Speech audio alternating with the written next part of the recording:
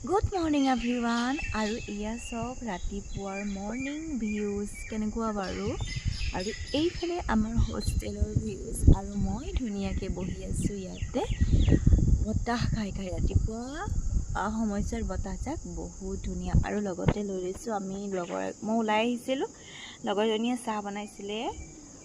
লাল চাহ তাকে লৈ দুইজনী বহি আছোঁ আৰু আমাৰ ইয়াতে আছে সিকিউৰিটি তেওঁৰ কাৰণে আনিবলৈ তেওঁ গৈছে আৰু মই ভাবিলোঁ ইমান ধুনীয়া এটা পৰিৱেশ আপোনালোকলৈও শ্বেয়াৰ কৰি দিওঁ ইমান ধুনীয়া লাগে ৰাতিপুৱা সময়ছোৱা আৰু চৰাই মাত